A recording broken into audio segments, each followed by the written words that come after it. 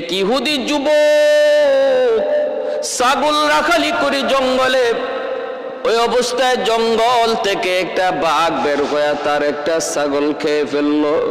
ইহুদির যুবক বলতেছে, কি ব্যাপার, এ বাঘ তুমি আমার রিজিকে হাত দিলা কেন? সাথে সাথে আল্লাহ পাক বাঘের জবান আল্লাহ খুলে দিলেন, বাঘের জবান আল্লাহ খুলে দিলেন। বলুন তো, আল্লাহ চাইলে বাঘের জবান আল্লাহ খুলে দিতে পারে কি পারে না? অবশ্যই পারেন, কারণ জবান দিছেন কে? আল্লাহ। যে আল্লাহ জবান দিছেন, যে আল্লাহ মানুষকে জবান দিছেন, এই আল্লাহ চাইলে জানোয়ারকেও দিতে পারেন। যে আল্লাহ জবান দিছেন, ওই আল্লাহ চাইলে মানুষের জবান আল্লাহ কেড়েও নিতে পারেন। আর রহমান আল্লামাল কুরআন খলাকাল ইনসানা আল্লামাহুল বায়ান।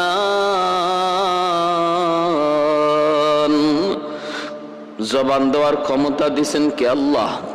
এই জবানের ক্ষমতা, জবান কথা বলার শক্তি দিলেন আল্লাহ। এজন্য আল্লাহ পাক বাঘের জবানটা আল্লাহ খুলে দিলেন। বাঘ এইবার ডাক দিয়ে কয়, নারী যুবক, আমি তোমার রিজিক খাই নাই, আমি আমার রিজিক খেয়েছি। কারণ যদি এটা আমার রিজিক না থাকতো, আমার পেটে আসতো না, আমি খাইতেও পারতাম না। এই কথা বলা মাত্রই যুবক বলতেছে, কি আশ্চর্যের ব্যাপার, বাঘেও দেখি মানুষের মতো কথা কয়, এটা কেমন আশ্চর্যের ব্যাপার, কেমন আশ্চর্যের ব্যাপার। বলা মাত্র বাঘ আবার ডাক দিয়ে কয়, যুবক, বাঘে কথা বলা আশ্চর্যের বিষয় নয়। আশ্চর্যের বিষয় হলো মদিনার নবী, রহমতের নবী, দয়ার নবী, তিনি মসজিদের নববীতে সাহাবায়ে কেরামদেরকে নিয়ে দ্বীনের তালিম দেন। দয়ার নবী, মায়ার নবী, মানুষকে মানুষ বানান। মার গর্ভ থেকে দুনিয়ায় আসলে পরেই মানুষ হওয়া যায় না, মানুষ হতে হয়। সন্তান জন্ম দিলেই মানুষ বানানো যায় না, তারে মানুষ বানাইতে হয়।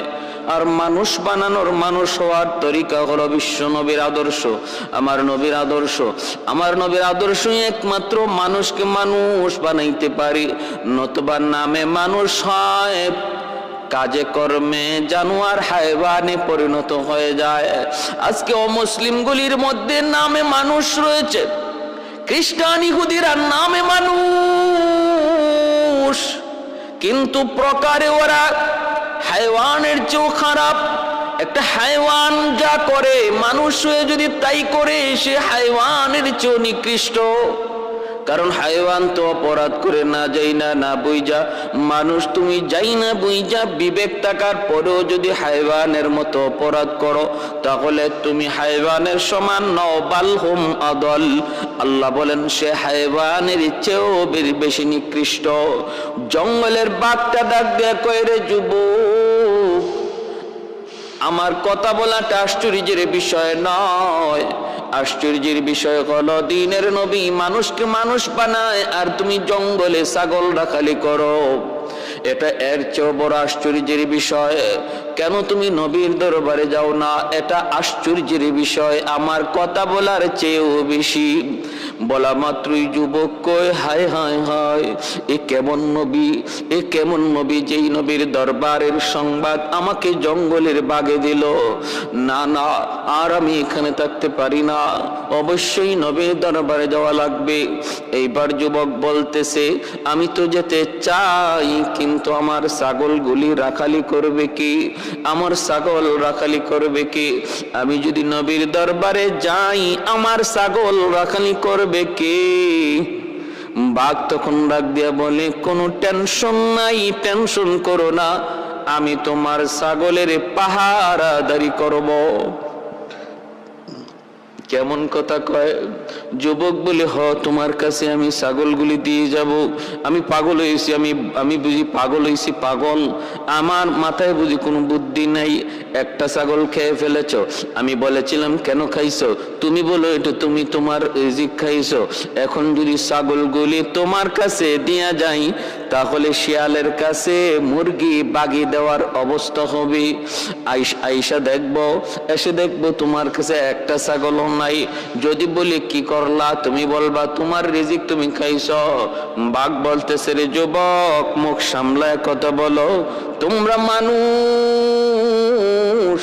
তোমরা তোমাদের ওয়াদা খেলাফি করতে পারো, কিন্তু আমরা হাইওয়ান হলেও ওয়াদা খেলাফি জানি না, ওয়াদা খেলাফি জানি না।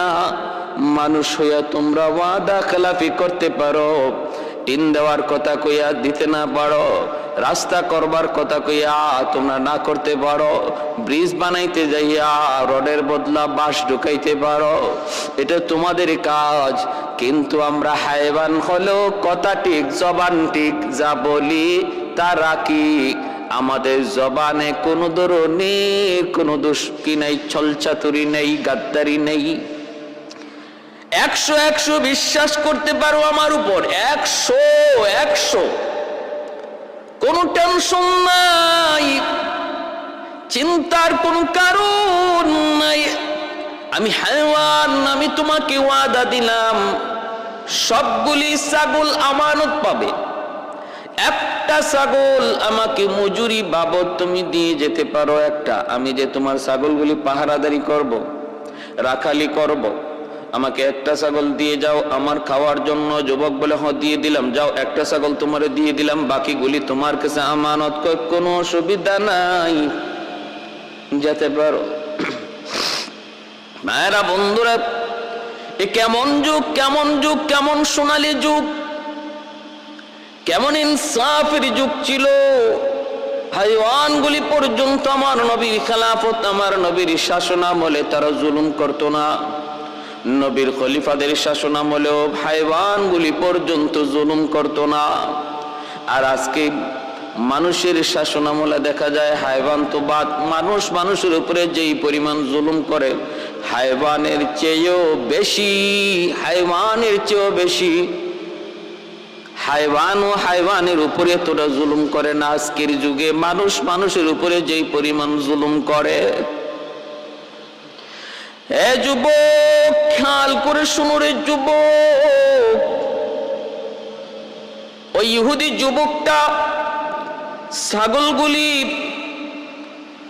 বাঘের কাছে আমানত দিয়া আল্লাহর নবীর দরবারে রওনা দিল। যেই মাত্র যুবক রওনা দিল মসজিদে নববীর দিকে, আল্লাহর নবীর কাছে আসবে, সাথে সাথে আল্লাহ পাক জিব্রাইলে আমিনকে পাঠিয়ে দিলেন। জিব্রাইলে আমিন আমার নবীর কাছে আইসা হাজির হয়ে বলতেছেন, নবী গো, ওগো নবী, এই মুহূর্তে আপনার কাছে একটা যুবক আসতেছে, ইহুদি যুবক, একটা ইহুদি যুবক আসতেছে কালেমা পড়ে মুসলমান হওয়ার জন্য। নবী গো, জানেননি ওই ইহুদি যুবকটারে আপনার দরবারের খবর কোনো মানুষে দেয় নাই, কোনো জিন্নাতে দেয় নাই, না না, কোনো মানুষ তারই খবর দেয় নাই। নবী গো, আপনার দরবারের খবর দিয়েছে তারে জঙ্গলের একটি বাঘ, জঙ্গলের বাঘের কাছ থেকে আপনার দরবারের সংবাদ পেয়ে আসতেছে।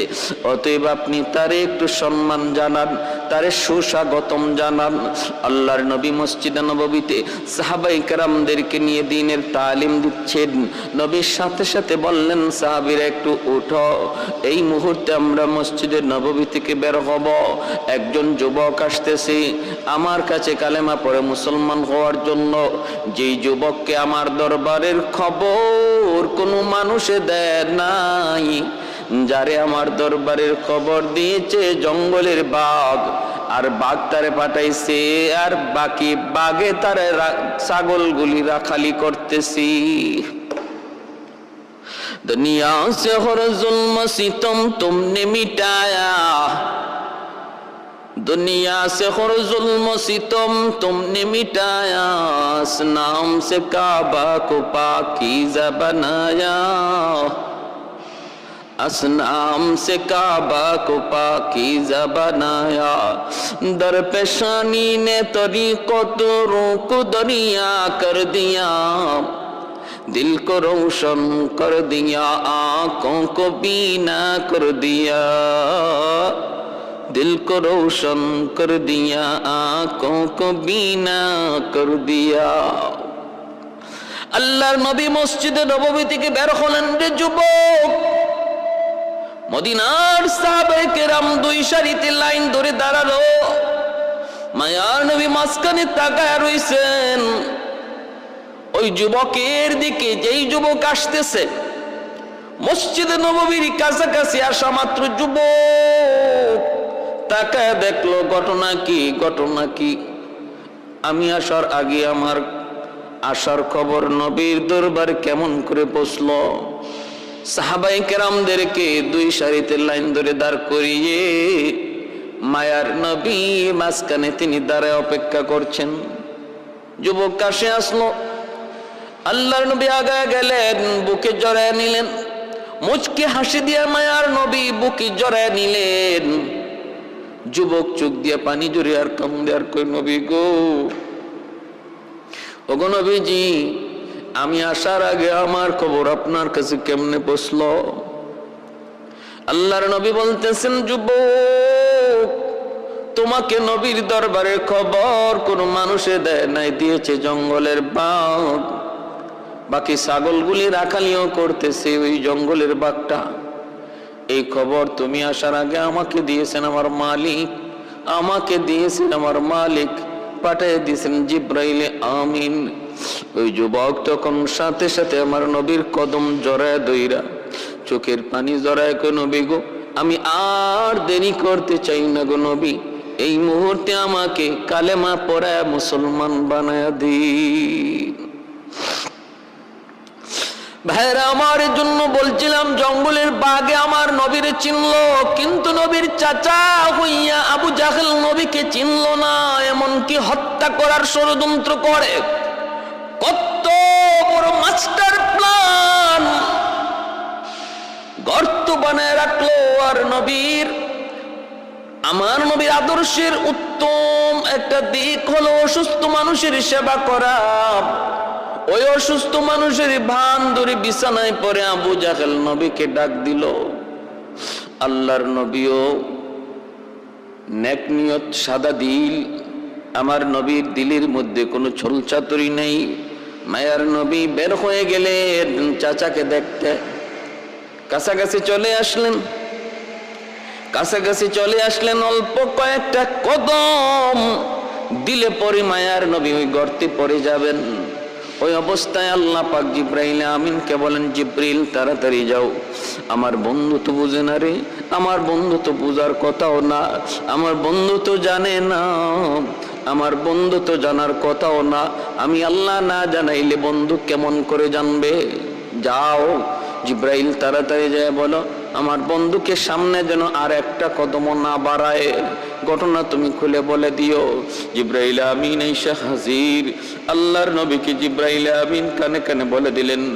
আবু জাহেলের লোকগুলি জিব্রাইলকে দেখলেন না, অদৃশ্য নিরাকার হইয়া কানে কানে বলে দিলেন, নবী গো, আর কদম দিয়েন না, একটা কদমও সামনে দিয়েন না গো নবী, কারণ আপনি যা ভাবতেছেন ঘটনা তা নয়।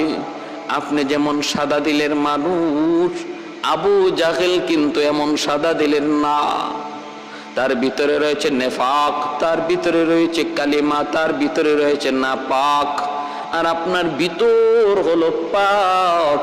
এজন্য আল্লাহর সাহায্য আপনার সাথে।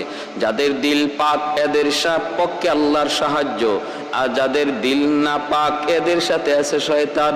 যাদের দিল পাক এদের সাথে আছেন আমার আল্লাহ। কে? আল্লাহ। জিব্রাইল আমিন বলেন, নবী গো, আর কদম দিয়েন না, কারণ আবু জাহেল অসুস্থ নয়, বিছানায় পড়ে অসুস্থ মানুষের ভান ধরছে আর গর্ত বানায় রাখছে। উদ্দেশ্য হলো আপনি বুঝবেন না এখানে যে গর্ত, পা দেওয়া মাত্রই নিচে চলে যাবেন। আবু জাহেল লোকজন নিয়ে আপনাকে মাটি দিয়ে চাপা দিয়ে দিবে, এই হলো ওর ষড়যন্ত্র, এই হলো ওর ষড়যন্ত্র। অতএব আপনি সামনে যায়েন না, রিটার্ন আপনি ব্যাক করেন, এখান থেকে আপনি আবার চলে যান। আল্লাহর নবী কথা জানা মাত্রই সাথে সাথে নবী কদম জায়গায় জমায়ে দিলেন আর সামনে বাড়লেন মা। নবী এখান থেকেই তিনি কদম সরায় রওনা দিলেন, চলে যাচ্ছেন। আল্লাহর নবী জানাইলেন কে? বলে আল্লাহ।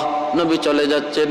আবু জাহেলের লোকগুলি কয়, মুহাম্মদ কি ব্যাপার, আপনি কি যাবেন না? নবী কয়, না আমি যাব না, আমার একটা প্রয়োজন আছে, আমার একটা প্রয়োজন রয়ে গেছে, আমার একটা দরকার রয়ে গেছে, আমি পরে আসতেছি, যাও। এই কথা বললাম আর নবী কদম এখান থেকে পিছনের দিকে ব্যাক করে চলে আসলেন। লোকগুলা এবার আবু জাহেলের কাছে গেল, কপাল থাপড়াইতে কপালের মধ্যে থাপড়ায় আর বলতেছে, হায় হায়, আর যদি আর কয়েকটা কদম দিত তাহলেই তো মুহাম্মদ গর্তে পড়ে যেত। এ দুশমনের দল, তোমরা যত ষড়যন্ত্র করো, আমার আল্লাহর ষড়যন্ত্র, আমার আল্লাহর কৌশলের কাছে কিছুই না। ওয়ামাকারু ওয়ামাকারাল্লাহ ওয়াল্লাহু খায়রুল মাকিরিন।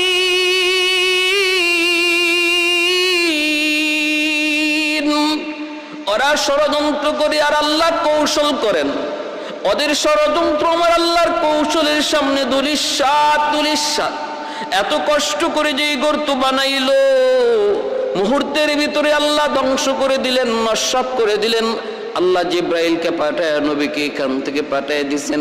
কয় আগেই তো জিব্রাইলকে পাঠায় আল্লাহ পাক রব্বুল আলামিন, তিনি তো আগেই ঘর থেকে বের করাইতে নিষেধ করতে পারতেন, কিন্তু না, বের করাইয়া কাছাকাছি আনাইয়া ওদের আফসোস বাড়াইয়া হাই রে হায়, আর যদি 2 কদম দিত তাহলেই তো গেল।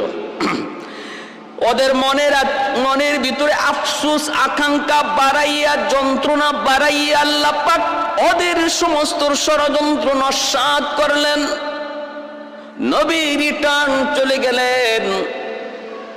এইদিকে আবু জাহেলের লোকগুলি আবু জাহেলের দরবারে দৌড়ে হাজির হয়ে বলতেছি, জাহাপনা নেতাজি, আর ঘুমায় থাকার লাগবে না, এবার বিছানা থেকে উঠে যাও। কয় কেন, কি হয়েছে? কয় তোমার বাতিজা আসে নাই। কস কি তোরা? বলে হ, আসছিল ভালোই, কিন্তু গর্তের কাছাকাছি আসার পর কে যেন তারে কি বলল, আমরা তো কিছুই দেখলাম না, কিন্তু গর্তের কাছাকাছি আসা মাত্রই আর 2-4 কদম দিলেই হয়তো গর্তে পড়তো। ওই মুহূর্তে দাঁড়িয়ে গেল, আবার পিছন দিকে রওনা দিল। আমরা বললাম যাবা না? কয় না, যাব না। আবু জাহেল কয়, কস কি তোরা? লাফ দিয়া বিছানা দিকে উঠছে। কই রে আমার বাতিজা, কই রে আমার বাতিজা? এই বইলা আবু জাহেল দৌড় দেয়। নিজের খবর নাই গর্ত যে বানায় রাখছে। আল্লাহ তার মাথা দেখে ওই সময় গর্তের কথা ভুলাই দিছেন। আল্লাহর সাথে ষড়যন্ত্র করো, আল্লাহর মোকাবেলা করো। আল্লাহ কেমন ধরাটা ধরে, আল্লাহ যখন ধরে দিশাও পায় না, কেমনে আল্লাহ কখন কি ভুলায় দেয় তাও জানে না। মুসা নবী ফেরাউনের দরবারে, ফেরাউন কয় তোমার আল্লাহরে কও, তোমার আল্লাহ যা পারে আমিও তা পারি। মুসা নবী কয় আল্লাহ, আমার আল্লাহ একজন হায়াত দেয়, মৌত দেয়। ফেরাউন কয় আমিও হায়াত দিই, মৌত দিই। বলে কেমনে? জেল থেকে 2জন মানুষ আইনে একজনকে মারলো আর একজনকে জিন্দা ছাইরে দিল। কয় দেখো, একজনরে হায়াত দিছে আর একজনরে মৌত দিছি। মুসা নবী কয় ওরে হারামি করছে কি? হারামি। এইবার ফেরাউন কি মুসা নবী বলতেছে, ঠিক আছে আমার আল্লাহ সূর্য পূর্ব দিকে উঠায়, পশ্চিম দিকে অস্ত নেয়, তুমি পারলে সূর্যকে পূর্ব থেকে নয় পশ্চিম থেকে উঠাও, পূর্ব দিকে অস্ত নেওয়াও। ফেরাউন কথা শোনা মাত্রই ফাবুহিতাল্লাযী কাফার, নির্বাক হয়ে গেল, জবাব বন্ধ। আল্লাহ তার মাথা থেকে ওই সময় কথা বলে দিচ্ছেন। কোন কথা? সে যদি বলতো যে না সূর্য তো পূর্ব দিক থেকে আমি উঠাই, পশ্চিম দিকে অস্ত নেওয়াই, সূর্য পূর্ব দিক থেকে আমি উঠাই, আল্লাহকে বলো সূর্যকে পশ্চিম দিক থেকে উঠাই। তো এই কথাটা বলতে পারতো, বইলা সে একটু প্যাঁচ লাগাই দিতে পারতো, কিন্তু মাথা থেকে বুদ্ধি সরাই নিছে কে? আল্লাহ। এজন্য আল্লাহ কখন কার মাথা থেকে বুদ্ধির বাহাদুরি করে কোনো লাভ নাই।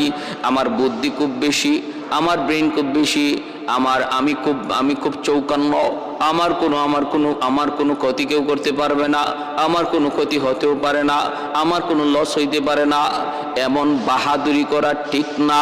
তুমি যত বড় জ্ঞানী হও, যত বড় চৌকান্ন হও, আল্লাহ যখন চাইবো তোমারে ধরতো, আল্লাহ যখন লিখে রাখবো তোমার তকদিরে কোনো ক্ষতি, তখন দেখবা তোমার বুদ্ধি বিবেক ওই জায়গায় কোনো কাজ করে না। পরে তুমি আফসোস করবা, হায় আমি এত বুদ্ধিমান হওয়া সত্যি এই কথাটা বুঝলাম না কেন, এই ইশারাটা বুঝলাম না কেন। এজন্য বাহাদুরি করে লাভ নাই রে আল্লাহর গোলাম, কোনো কিছুর বাহাদুরি করে কোনো লাভ নাই। বাহাদুরি করা যায় না, কারণ সবকিছু দেওয়া আমার আল্লাহর। ওই বুদ্ধি বিবেক বিবেচনা যুক্তি তর্ক সবকিছু আল্লাহ পাক তোমার ব্রেইনে দিয়েছেন। যখন তিনি চাইবেন এটারে কাজে লাগাইবেন, যখন তিনি চাইবেন তোমার এই শক্তিটারে আল্লাহ অকেজু করে দিবেন, অকেজু। ভাইরা বন্ধুরা, জন্য বলতেছিলাম একটু খেয়াল করে শুনুন, মনোযোগ দিয়ে শুনুন।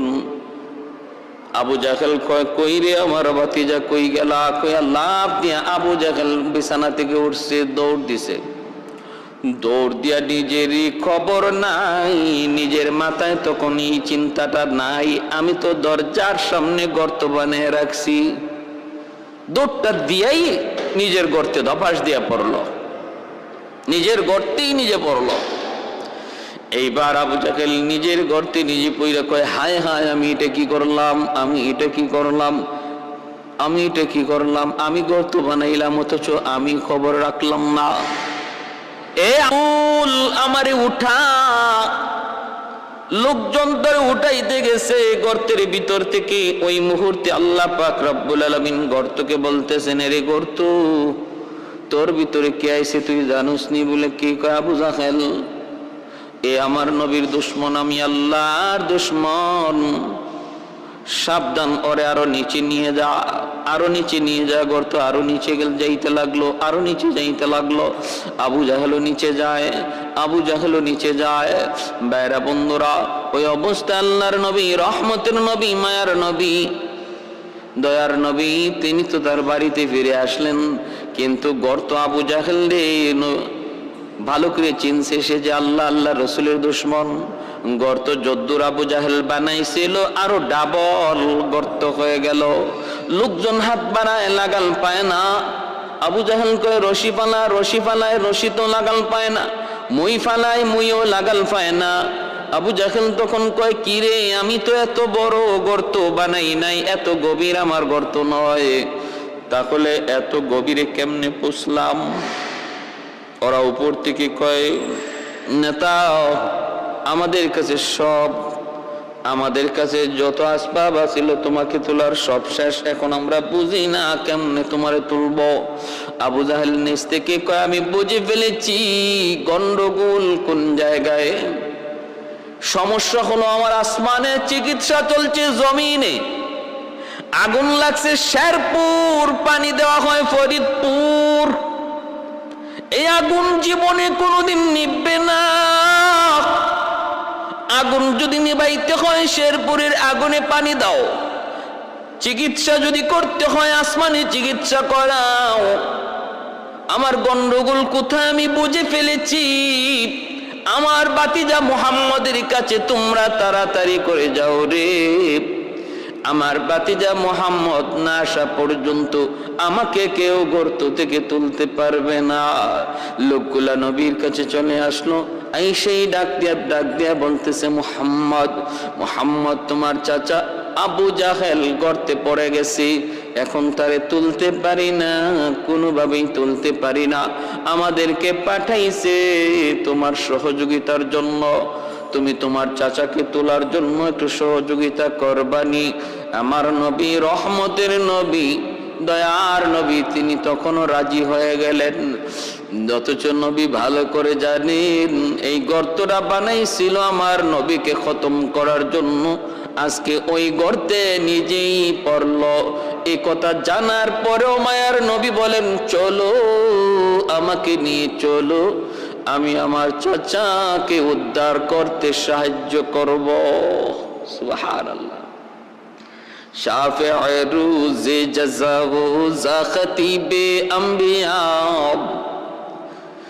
শাফিঈ রোজে জাযা ও যা খতিবে আম্বিয়া, সাহিবে হাউজ লিওয়াজিল খুদা রোজে আতীদ, সাহিবে হাউজ লিওয়াজিল খুদা রোজে আতীদ, साहिबे असरार ऊना मुझसे अकबर बरमला, इल्म उ अज अव्वलीनो आखिरी अंदर मजीद, इल्म उ अज अव्वलीनो आखिरी अंदर मजीद, रहमतुल लिल आलमी खन दश खुदावंद करीम, खल्को खुल्को कौल फ़िअलो हदियो सिमते उ हमीद, खल्को खुल्को कौल फ़िअलो हदियो सिमते उ हमीद। मायार नबी, दयार नबी चललेन आबू जहलके सहयोगिता करबेन। आई आल्लाहर नबी रहमतेर नबी गर्तेर किनारा थेके डाक दिया बोलतेছেন, चाचा जान खबर की? আবু জাহেল গর্তের ভিতর থেকে ডাক দিয়া কয়, ভাতিজা তুমি তো জানোই, তুমি তো ভালো করে জানো, সব তো তুমি জেনে গেছো, সব তো তোমার আল্লাহ তোমারে জানায় দিছে রে ভাতিজা। আমার বুঝ হয়ে গেছে, কারণ আমি এত গভীর কোনো গর্ত বানাই নাই রে, তোমাকে খতম করার জন্য যেই গর্ত বানাইছিলাম এটা তো আরো কম গভীর ছিল। এখন আমি এর ভিতরে পড়ার পরে দেখতে পেলাম গর্ত আরো ডাবল বেশি গভীর হয়ে গেছে। এ ভাতিজা আমার বুঝ হয়ে গেছে, তোমার আল্লাহ তোমারে সব জানায় দিচ্ছে আর আমারে ধরছে, তোমারে বাঁচাইছে। ইন্না বাতশা রাব্বিকা লাশাদীদ, আল্লাহ যারে ধরে কেউ তারে ছাড়াইতে পারে না। ফেরাউন আল্লাহ ধরছে, মুসা নবীর আল্লাহ বাঁচাইছে। নীল দরিয়ার পানি, একই পানি একই রাস্তা দিয়া মুসা নবী পার হয়ে গেছে, ফেরাউন ডুইবা মরছে। একই গর্ত, যেই গর্ত নবীর জন্য বানাইছিল, আল্লাহ নবীরে বাঁচাইছে, আবু জাহেল রে আল্লাহ ফালাইছে। এই ক্ষমতা আল্লাহর আসেনি না নাই? ক্ষমতা আল্লাহর আসেনি নাই? আল্লাহু আলা কুল্লি শাইইন কাদির,